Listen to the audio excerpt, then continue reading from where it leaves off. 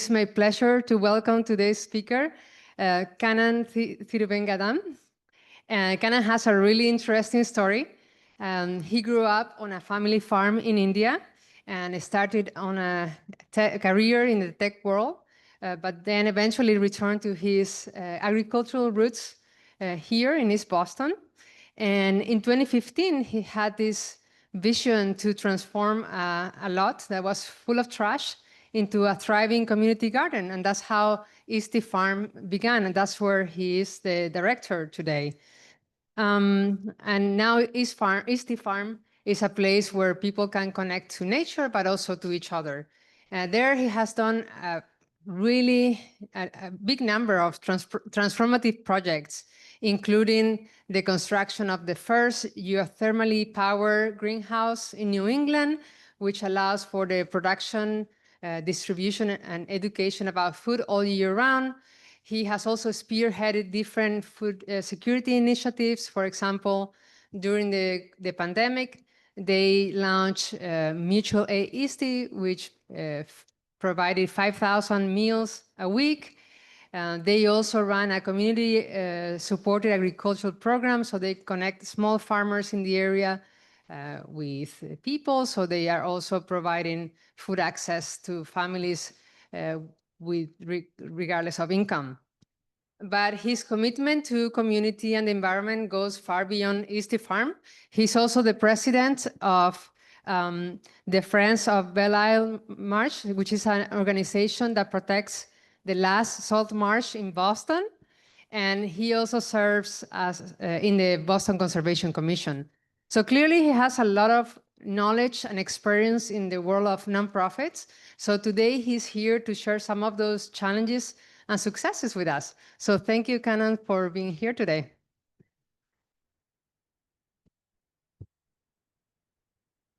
Thank you, Director Gomez. Can everybody hear me okay? Great. So I know this week we lost Jane Goodall. Everyone who comes to have a journey on the planet has to, at some point, bid farewell to us, and we accept it in the course of time. However, what we should focus on is what they contributed during their lifetime to us. And I am, and I hope you are, grateful to have lived during the time of Jane Goodall's life. And she has shown us that we are one of many species who inhabits this planet, and we're all children of Mother Earth. And she's shown us how we can connect not just between ourselves, but with other species as well. We share our DNA with chimpanzees and trees and insects and everything that we see on the planet that has life. And so with that sense of solidarity and connection and feeling of we're all siblings here on this planet, that is a home for us, and we should work hard to keep that home a livable home. That I wanted to pay tribute to Jane Goodall. So thank you, Jane. My name is Kannan. I'm currently the director of Eastie Farm.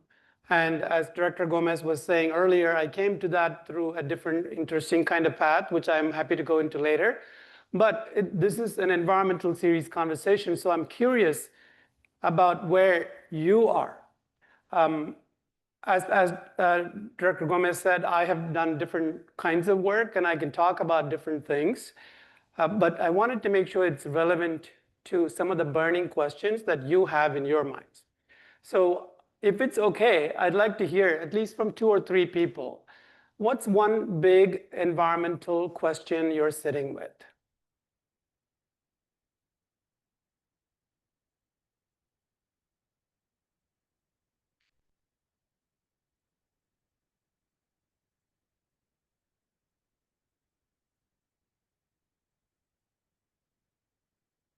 Well, I'm personally bothered by all the airplane noise. They decided to route commercial jets remotely. They basically connect the dots with the schools. In Tufts and the West Somerville neighborhood schools, they're right underneath those planes. And the pilots don't get bonuses if they stray 500 feet away from those. So on days when you're doing that, it's horrible back here. So airplane noise as well as the pollution that they make. Airplane noise and Air pollution, yeah. And others? Yeah, thank you for sharing that. How to produce food without destroying the environment? Good question. Yes.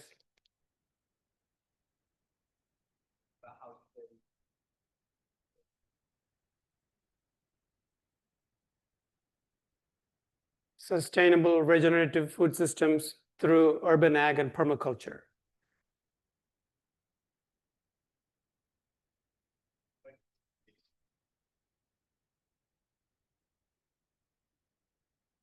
Right. What is an invasive species?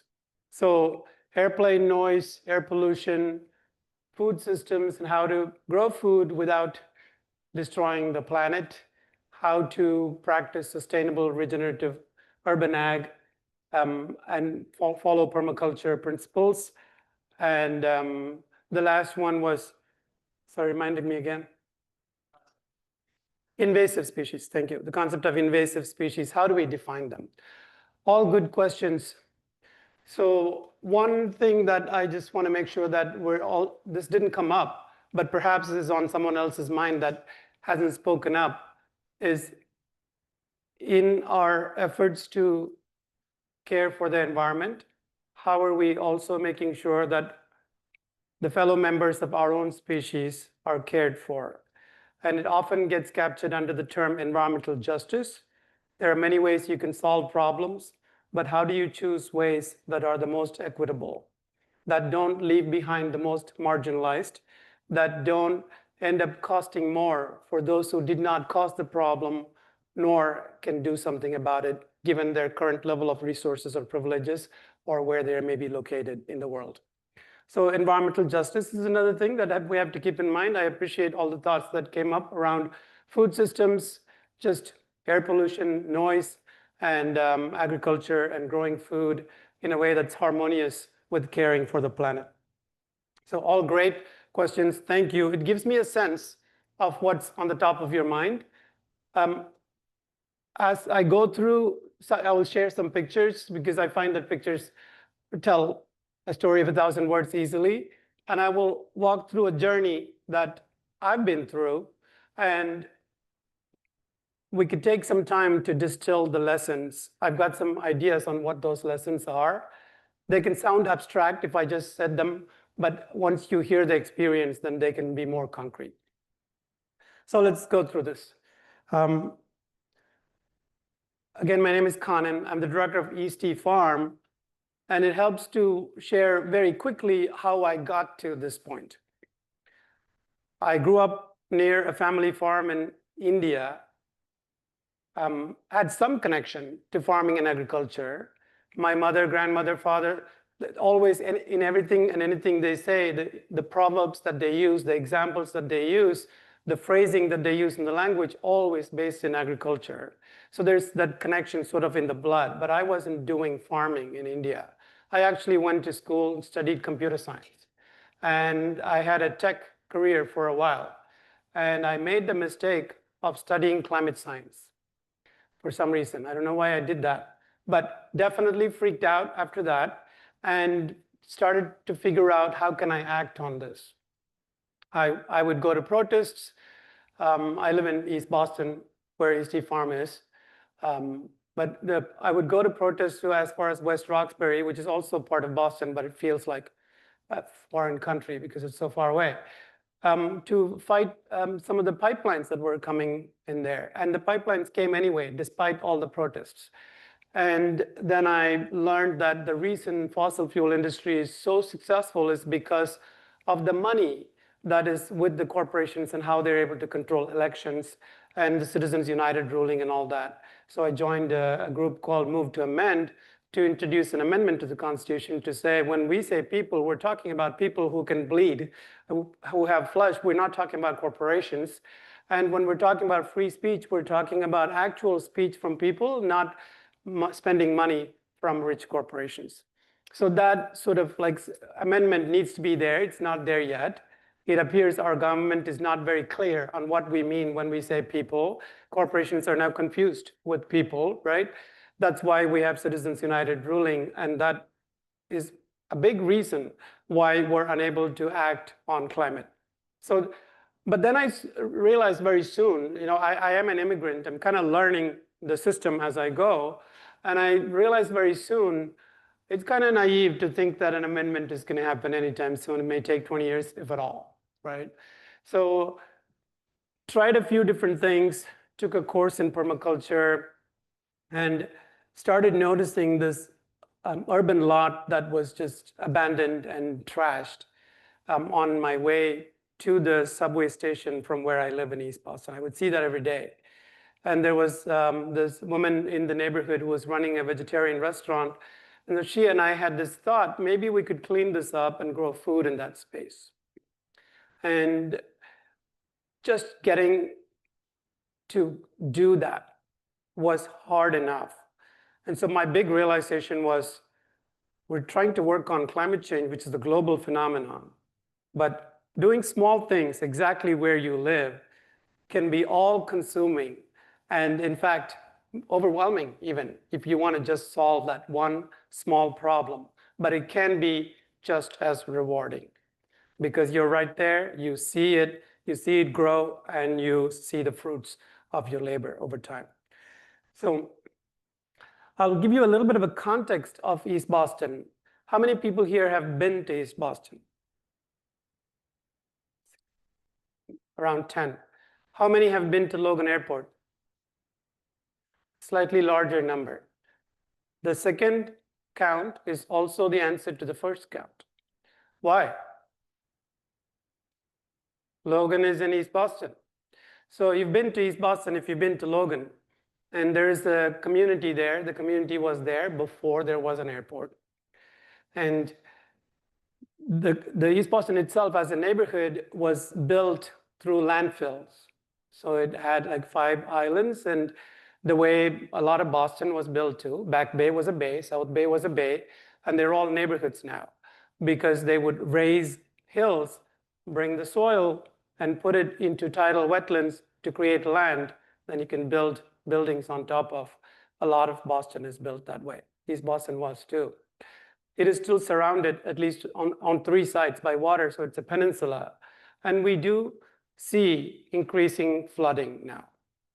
And when the flooding happens, it can be not just in the coastal land, but also on top of hills. People think if you're inland and further away and up a hill, you're safe. But if you are paving all the surfaces and water has nowhere to go, if there's a cloud burst, which means a storm parks itself on top of your region and then just dumps and dumps, there's too much water in too little time, then the sewage system and the drainage system is not able to handle that. So you can have flooding anywhere. So we see that too. So we see flooding already.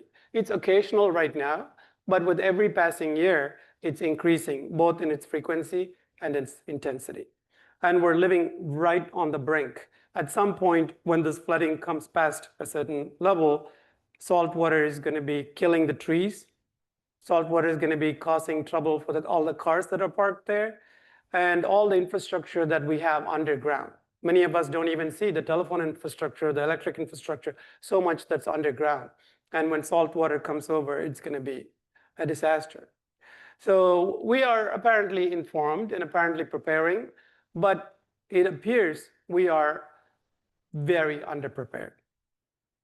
So this one, for example, this part of what's called the Harbor Walk was finished in 2021 and flooded in 2022. And there was a PBS interviewer came by, and I asked the interviewer to ask the developer, how did this happen? How can you complete a brand new building in this decade and have it flooded the following year? What do you think the response was from the developer?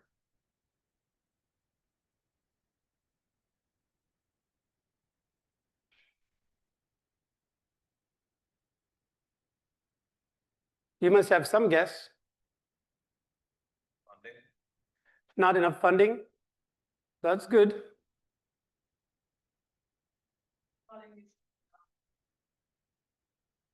The issues were not known when the building was designed. It's also a good reason. Anything else? Okay. So funding-wise, I'm not sure there was a problem, but always funding does get brought up. In this particular case, the developer said, we did everything that we were required to do. What do you take away from that? Who is to blame?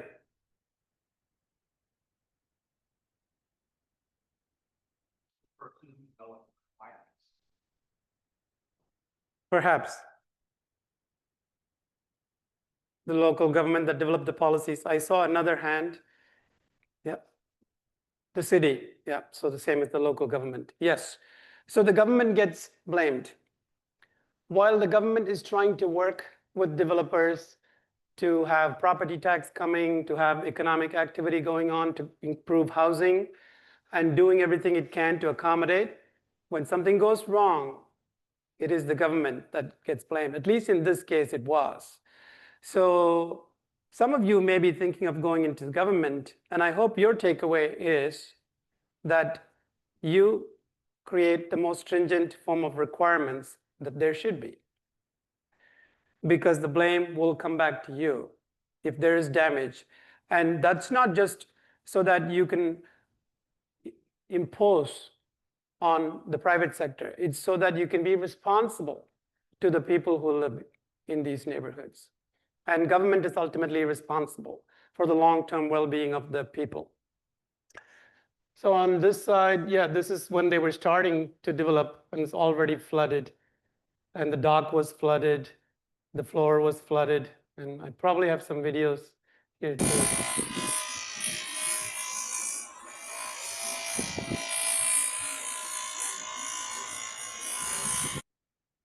That was enough, I think, of that. So the water got into the motor, and there's the motor struggling to even function. That's on top of the station, the MBTA station. And so this is another view of what gets flooded, and you see how the gangway to the dock usually goes down or it's at level. In this case, it's up because the water is so high up. And this is the only supermarket in East Boston that is right on the water, and does get flooded. And this is a street that got flooded. And if you go on CNN and look East Boston flooding, you'll see somebody kayaking on the street. And here you can't read this, but this says a city is not an accident on this block of stone. This is also right on the land, but very much underwater here. And there's the city across the harbor that you can vaguely make out. On the other end of East Boston, there's a marsh. Director Gomez mentioned the marsh. It's called the Belle Isle Marsh. It's a beautiful place. And it has more than 200 varieties of birds that pass through there. Every 2 weeks, DCR, the Department of Conservation and Recreation, does walks through the marsh and points out the birds. If you go there and join the walk, it's beautiful to see all the birds that pass through our city. And it's fun, you learn a lot. We brought kids to the marsh so that the site supervisor can tell them about what life is there in the marsh. And it's not that far. You can take the blue line to Suffolk Down Station and cross Bennington Street carefully, and you are in the marsh. It's a beautiful place. I really recommend that you go. The reason to talk about this, though, is so that we all think about what happens to the marsh over time. It's caught between rising seas and rising buildings and goes through what's called coastal squeeze. What is going to happen to it in some decades? And what happens to all the birds that depend on having a place to stop and rest before they can go on along their migration path? For birds, if they cannot stop, that is a death sentence for them. It's not easy. They only really stop when they have to already anyway. And if they can't have such a stopping point, they will constantly try to figure out something else. But we're really throwing a system that has been in place for millennia into disarray when we take away migration stopping points like the marsh. back to the farm, this is the lot that we originally spotted. It's on Sumner Street in East Boston. And after a lot of work of pulling out the weeds, including a lot of invasives, then we were able to transform it and create space where people can sit and relax, maybe have lunch or have a gathering. And then another space where people can gather to make music or just be in the open space as community, where there's also a community of trees. And then a third space, which is where we have most of the sun, that's where we have the annuals. Everything that we planned for that growing season. So there are 3 sections to this little lot that we created. This young family lives right next door and has found this creation of the space to be very, very helpful. One is a much larger roof.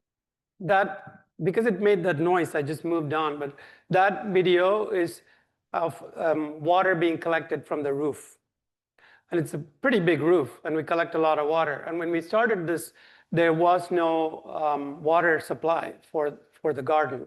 We used rainwater, and rainwater is great. We tested the water, it's good. Also, it doesn't have chlorine, which means it won't kill any microbes, which is good for the soil.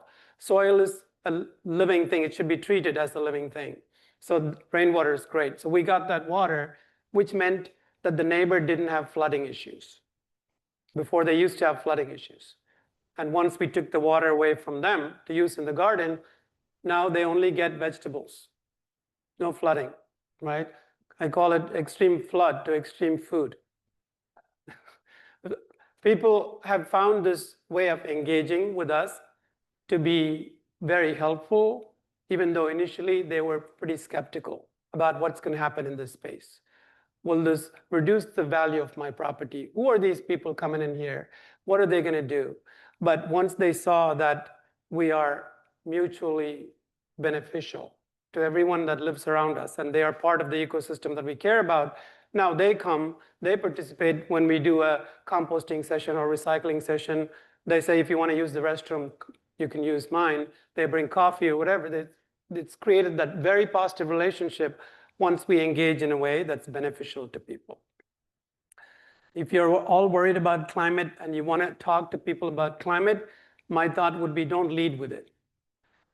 Figure out where they are, what they need, and figure out how you can help them. And once you engage that way, and they have a reason to trust you, then you can talk about other things that are related. That's a very effective way to engage with folks.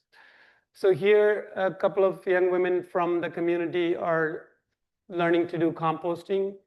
And people were bringing food waste, and not many of us know how to compost. So we trained some young folks, and they were then showing people how to compost. And there were, if a tree fell in the neighborhood because it's sick or whatever, we would cut the stumps and then bring it to the farm space so kids can jump around and play on them or sit on them. We don't need chairs, you can sit on a stump. Or you can rest like Brian is doing there.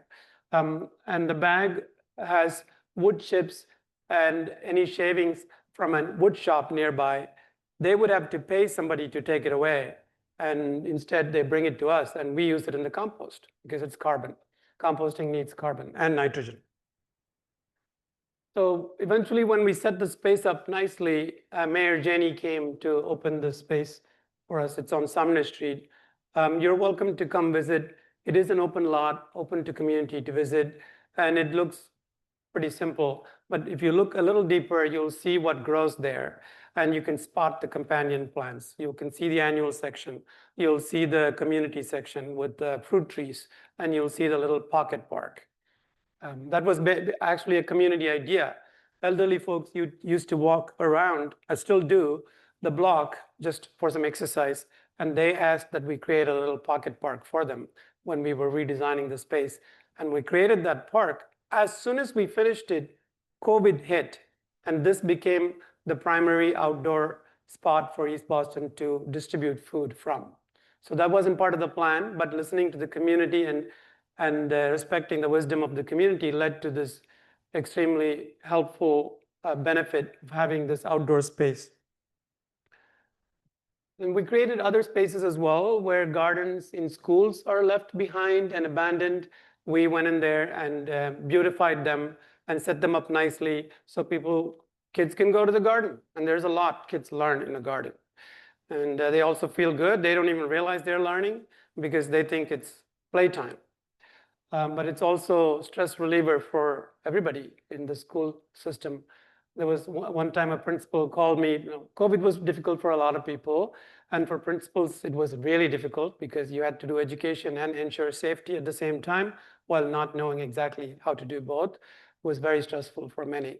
And one of the principals called me and said whenever she gets super stressed, she goes to the garden and then cries there. Relieve the stress. And it's a good space, therapeutic space for her, then she'll get back to work. So green spaces can be very, very helpful psychologically for us. I'm sure there are studies about that as well.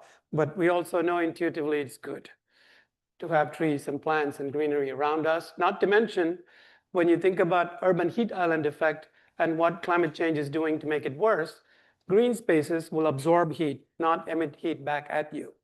Pavements will emit heat back at you. That's why there's more heat in urban settings because of the pavement.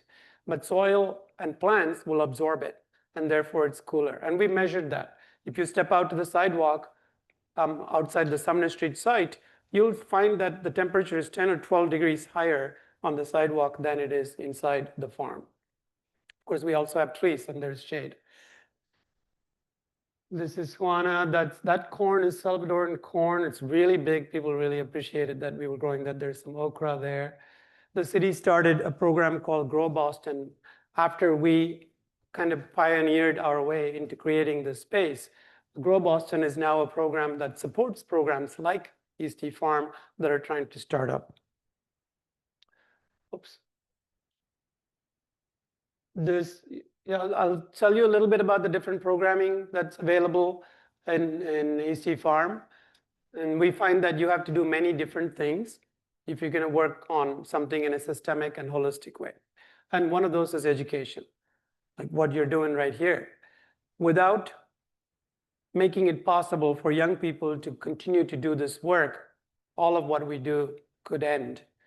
So this is by far the most important thing we do. Teach people, show people what they can do on the ground with others, and then slowly talk about what is the crisis that's coming, whether it's climate crisis or biodiversity crisis, and what they can do about it right where they are in a small way. So this is not to scare people or to make them dejected or depressed, but instead to tell them the truth and to also empower them to act. So that's the purpose of our education program. And there's also a food program we call Produce for People.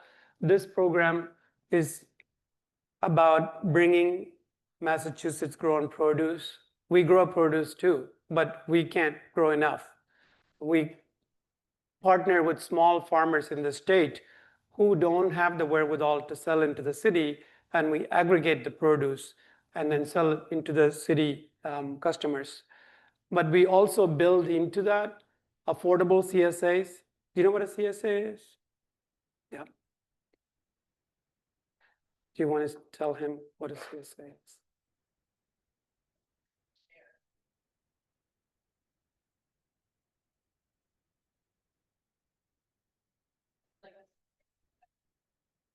Thank you. It's community supported agriculture. I couldn't have put it better. It is a share of whatever the farmer is growing. And what that helps the farmers with is the community saying, we're going to support you by buying what you're growing.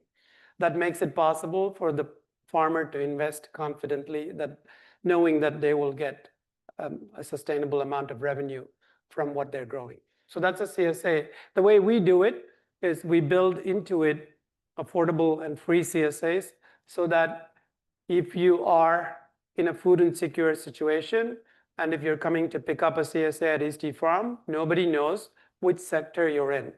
And that eliminates the stigma from food insecurity, which is very important. Once we did that, more people were willing to pick up.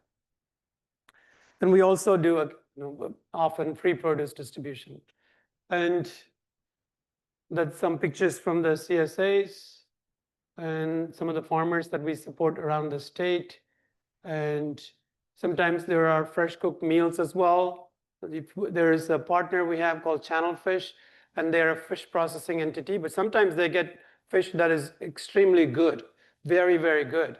But whoever was doing the fishing, it doesn't have their supply system set up to deal with good fish, even if it has a slight blemish or something is not quite perfect with it. So then they just say to the waste processor, you take it.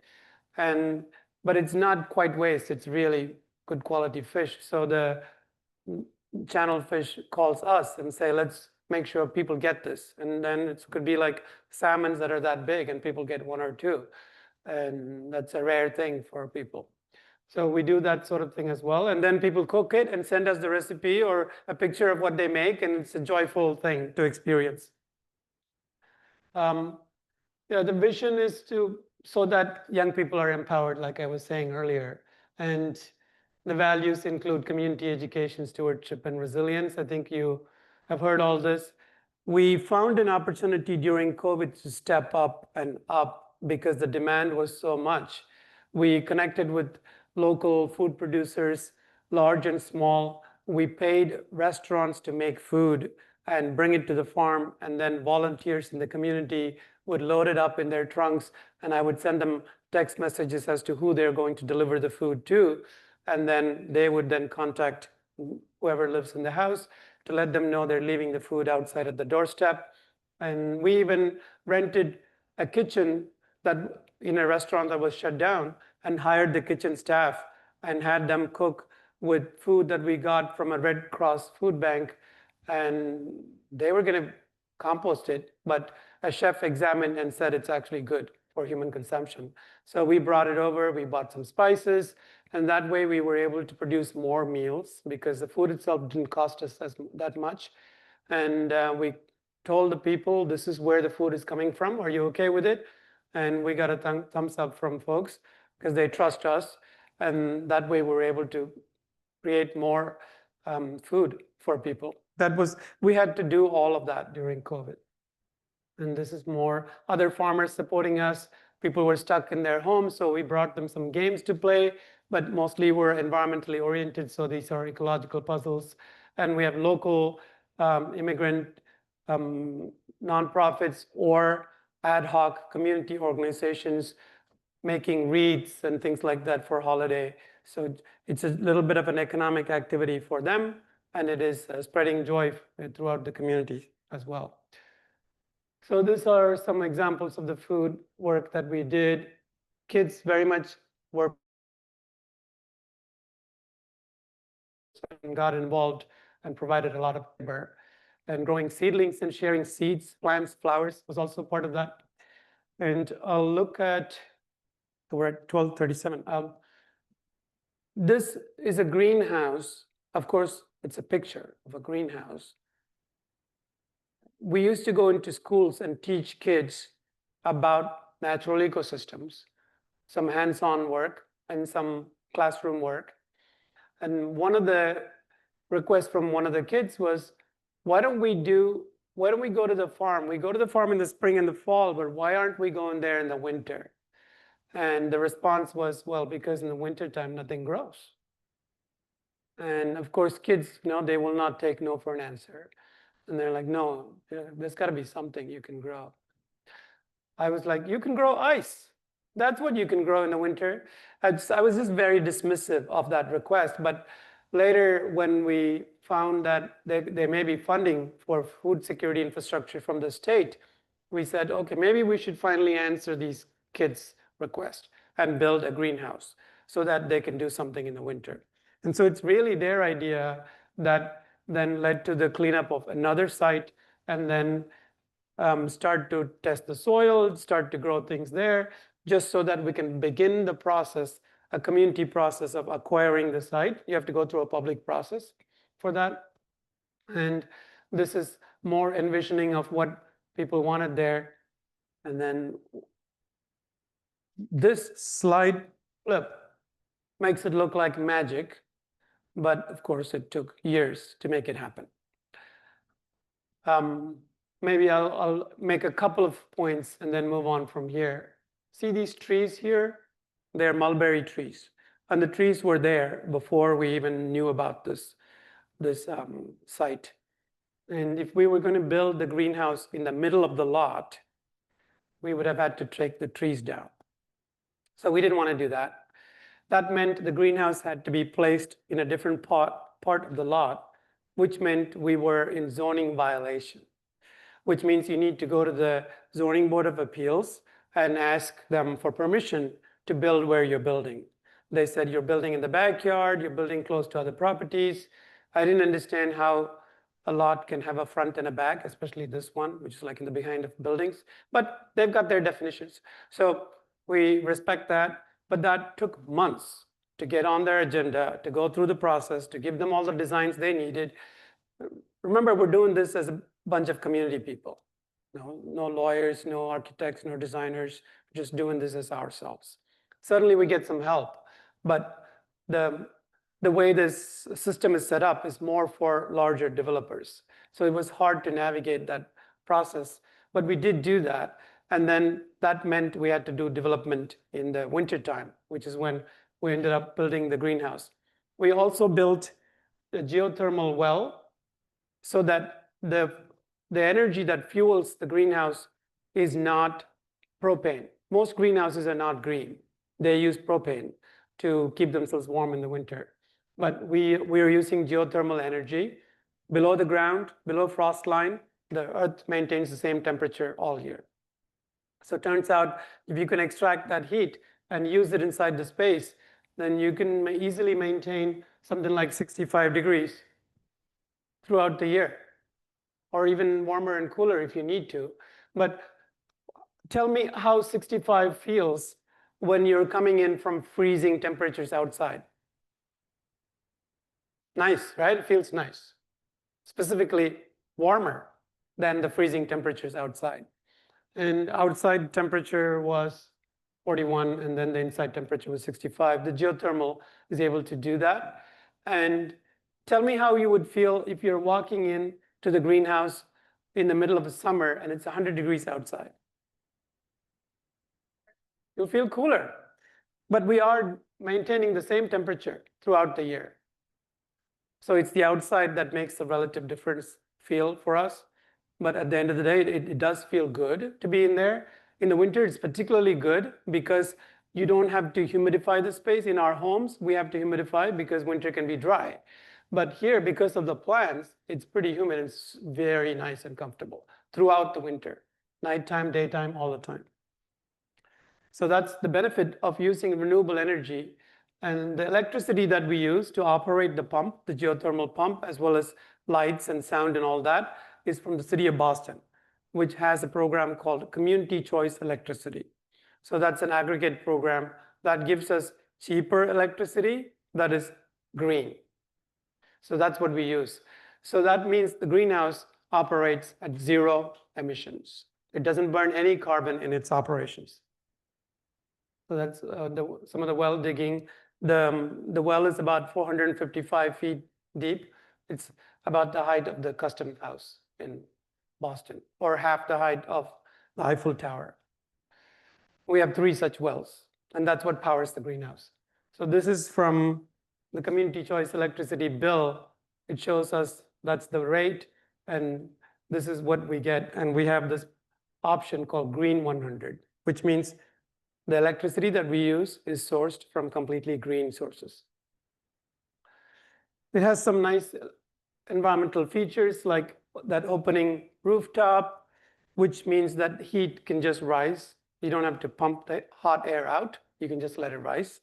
And it has some fabric curtains, which you can use for insulation, as well as to cut off the sun in the summertime because the light turns into heat. We all know that when we sit in the car in the summertime with the windows rolled up, if you don't have your AC on, the heat goes up inside the car, right? What do we call that?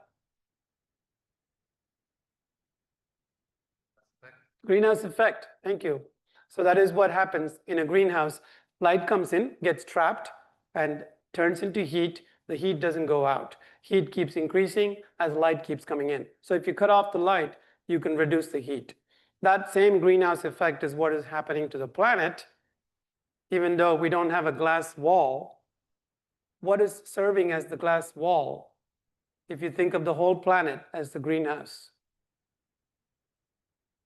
Ozone, ozone. Any other answers?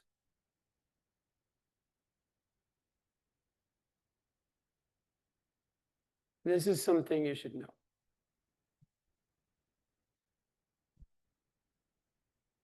Asphalt? No. These are good guesses and they have impacts, but there is something very specific. And others have a role to play as well. But the most important thing is what? Why are we not? So if you talk to a climate scientist or a climate activist, they would say, don't burn as much fossil fuel as you're burning. Why? What's the connection between the two questions that I just asked? Greenhouse gases. Can you go a little bit deeper?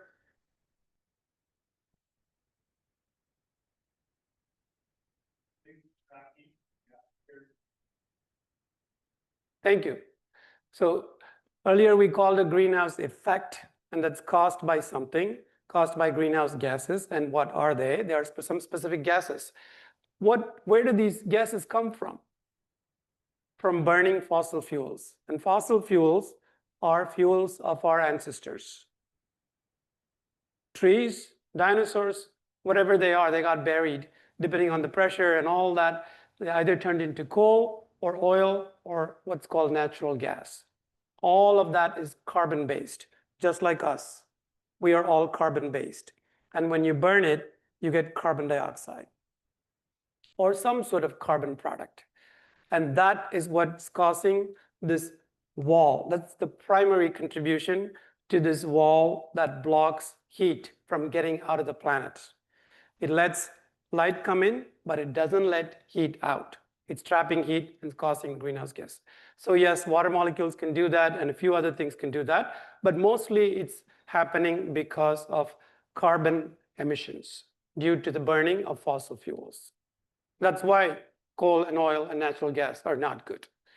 If we're burning within sustainable amounts, that'd be one thing, but we're burning way too much. I'm glad that was clear. It's not the ozone and it's not the asphalt, but it is anything that, for the most part, it is what's carbon-based. There are other things that contribute to it, but it is important for you to be clear on that point. So this is a rain barrel in the greenhouse. We collect all the rain that falls on there, and then we send it into the ground. We use it ourselves. If there's too much, we send it into the ground. We built a system whereby water can go below the ground and then stand there and then sink. In permaculture, they say, slow it, spread it, and sink it. That's what you're supposed to do with water. We don't send a single drop of water that falls on our site to the city's storm drain, which is going to end up in the harbor anyway, and it's going to bring a lot of contaminants with it. Why do we want to do that? Instead, we would rather make sure that our groundwater is healthy.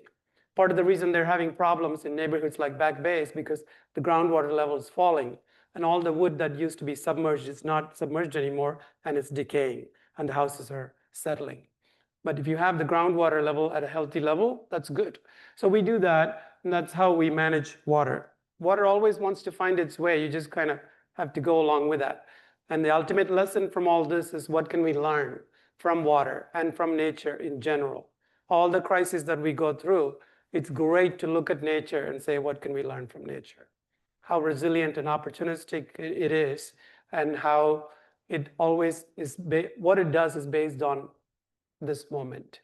It's not depressed about the past or anxious about the future. It's looking at what it can do this moment. And that's a great lesson for us to learn, both from nature in general and water specifically. So this is all stuff that goes on in the greenhouse, and people gathering, making food, sharing food, and growing together, learning together. This is people lining up to pick up fish. I think this is people gathering in the greenhouse to learn, to discuss, to talk about topics like what we're talking about here. And tree planting, where the young folks are learning how to plant trees and to care for them. And so you know that in poorer neighborhoods, there's not that much tea growth. Okay. All right, so these are all some of the works that you could check out more of this as you go to eastiefarm.com. And if you want to volunteer, you can go to eastiefarm.com/volunteer. And I'll maybe stop here and take questions.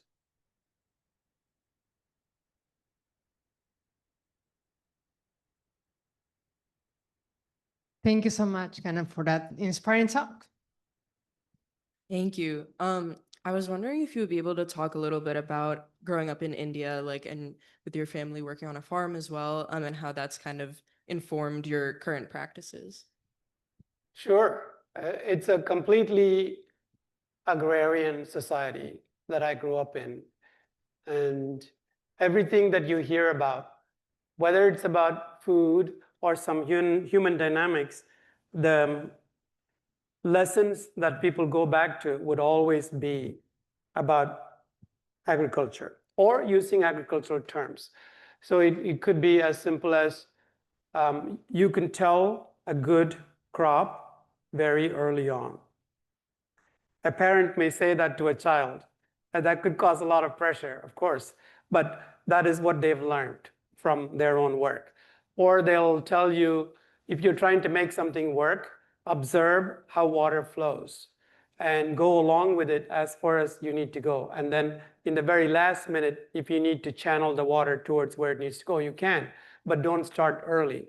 So these are things that's like regularly on a daily basis, you constantly hear stuff like this. Also, being there means that you get to see sugar cane and peanut, which was called groundnut, and all these things growing, and all kinds of vegetables, tropical, right? So there's a lot of life. So you really grow up. I mean, there is a superfood called moringa. Some of you may know about in Whole Foods. That comes from a Tamil word. Tamil is my mother tongue. Tamil word called murungai. That's a tropical tree. And so mostly these are things I grew up with, and some of it is showing up here in my own transplanted life that I get to witness. But it's growing up there means, to me, it feels like it's a connection to an earlier world where there was more wisdom and connection to nature. I could go say more, but maybe I'll stop there because there may be other questions. Yeah.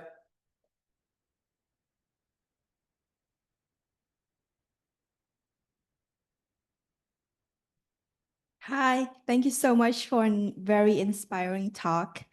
My question is, because your farm does so much great work, for your staff, for yourself, for the community, for the planet at large, how do you stay hopeful doing environmental work in this political climate?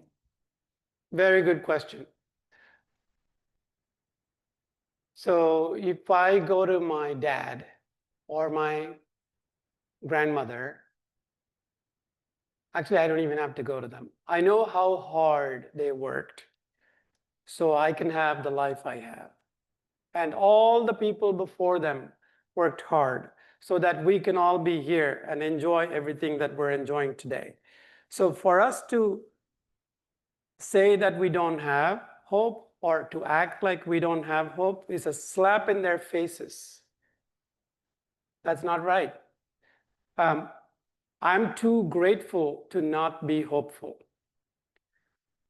Given how much work has been done and how much ingenuity humans have shown, how much compassion, how much bravery, how much sacrifice has led to this, I don't feel like giving up is a choice, especially given all the tools that we have. This is still a land of opportunities. If I'm overwhelmed by something, it's really by the amount of opportunities that we have. Yes, the political climate is bad, but it will pass. And the fact that it's here should make us reflect, how did we cause this to be here? What are the chronic problems we put up with and then only complain when they're acute problems? So I hope that these kind of crises are tests when we can reach within ourselves and find what we're made of and show up and solve these problems. And they are solvable, and as long as we are together, because we all come with so many different types of skills and expertise, as long as we're together, we can solve them. I have hope. Along those lines, I was wondering, because environmental work often feels urgent. And what I actually love about your work is that you focus on slowing down, working on a local scale. But I was wondering, how do you personally reconcile the sense of urgency with patience? Yeah, that is a tough one. There's a lot to be done urgently. I go back to nature, how it responds to issues, whether it's a forest fire or people just cutting down plants in an urban space, wherever it is, how it responds. Like, there is never a thought in nature's mind of giving up, right? However, when there's opportunity, it does respond really well. So if we can seek out those opportunities, we can move as fast as we want and can, and that is still there. So if you witness, for example, after spring equinox, there's a lot of sunlight, and you can see how plants grow really quickly during that time. And so they say, make hay while the sun shines. So if we can be adaptive, when the opportunity is there, can we respond? How do we get to a point of readiness so that when the opportunity is there, we say, we'll take this opportunity because it is here now, as opposed to saying, oh, I'm not hungry now, I'll eat at 10 o'clock. Oh, at 10 o'clock, nothing's open, what am I going to do now? No, a lot of us do our own schedule that way, but if we could just figure out how to harmonize with the way the world works, then that's one way to respond. But I feel like I'm not getting to the urgency versus slowness. If you're going to sustain the change, it has to be grassroots level. And they say you can only move at the speed of trust when it comes to community engagement. I say you can only move at the speed of nature when it comes to ecological work. And it's important to know what your speed limit is. You may be in a big hurry, but if there's a car right in front of you, your speed limit is limited by their speed limit. So that's the reality.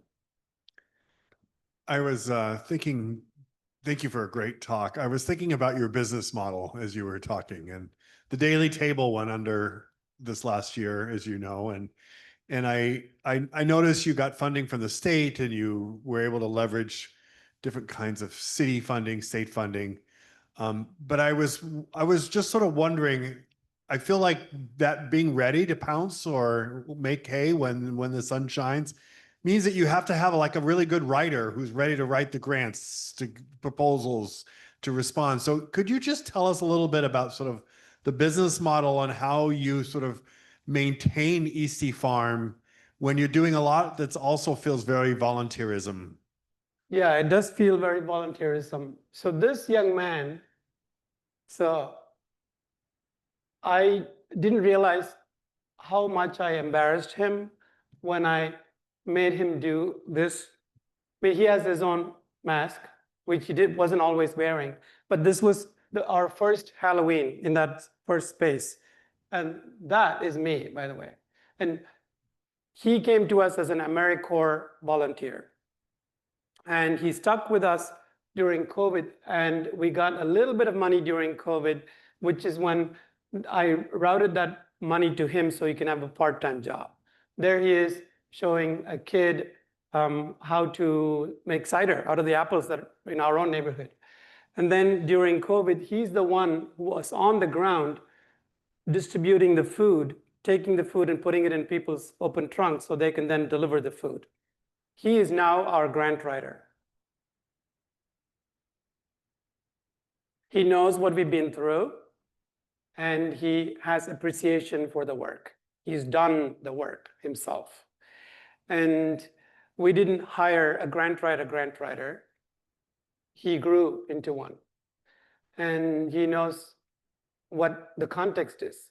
He knows why the work is important.